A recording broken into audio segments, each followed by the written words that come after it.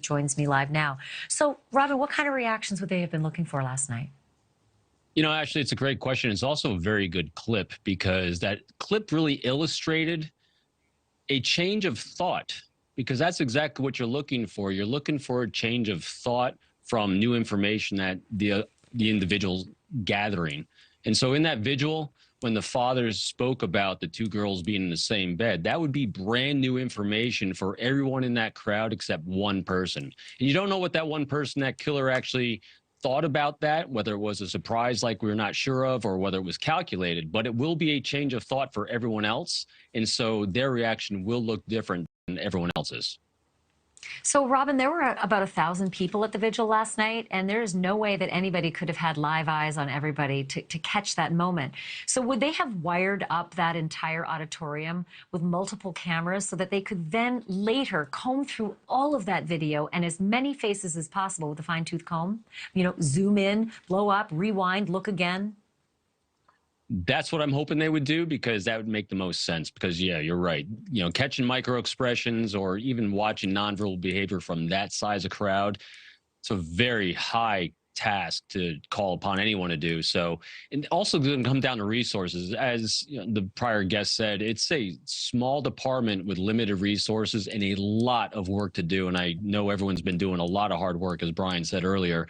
And so it's going to take even more resources to comb through all that video. It can be done, but it's a high task to call on. Would the FBI support in that? Most likely. I think in situations like this, what happens is a smaller department will call upon any resources that are available. And so as a need arises, the department will put out a call for, hey, here's the need, here's what we are looking to do. And so they'll put out that call for resources, and all different agencies and organizations that have that resource will pitch in and do it. So here's another big question. Is it possible that the police worked with Kaylee's dad and said, we need you to drop something really earth-shattering tonight in, you know, off the cuff? Please don't make a big deal of it, because I did notice that he was working off of notes, so it was planned. It didn't just sort of come out of nowhere. I mean, it's possible it was planned because he did have some notes on the podium. But is that a tactic that the police would use?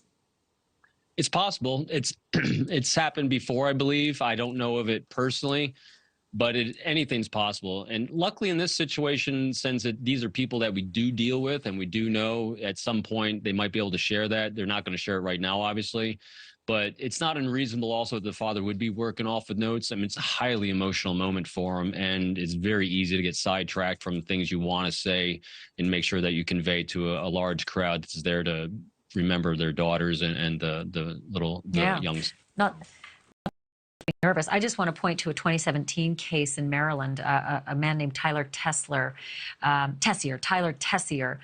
He murdered his pregnant girlfriend, and that's her parents right there. And then to the left of them, that's Tyler. And look what they did. They sat with him for a press conference that was preordained by the police. The police asked the parents if they would sit with him, knowing full well he was likely the killer, because they wanted to watch for tells in this press conference. And every time I looked at this case and I saw him holding the hand of the mother of his pregnant girlfriend, who he had shot dead and buried in a shallow grave. She's holding the hand of her husband, and over on the other side, he's holding her hand.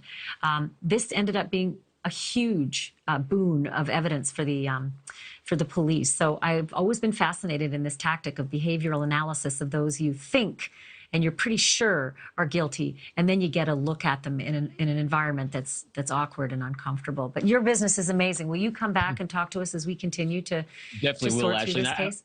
Absolutely. And I had one thing on that too. If you watch that entire clip, I watched it a few minutes ago as well.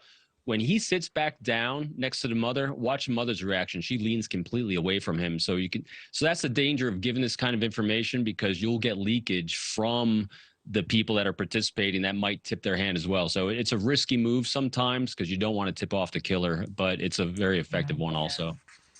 Yeah, well, I'll tell you what, this guy was caught and he was jailed, and he ended up killing himself in jail, so he's no longer walking amongst our oxygen. It's so good to have you, Robin Dreeke. Thank you again. Really appreciate your wisdom. Your science is really amazing. I appreciate this. Oh, thank you, Ashley. My pleasure. Still to come, Ethan Chapin's fraternity brothers ensuring that his name is going to live on. Okay, so this investigation is warming up, and it looks as if the FBI is now beginning to pull out all the tricks to potentially capture this suspect. This video is quite informative. I hope you did enjoy it. If you did, please like, subscribe, leave a comment. Until next video, remain safe, and may God bless us all.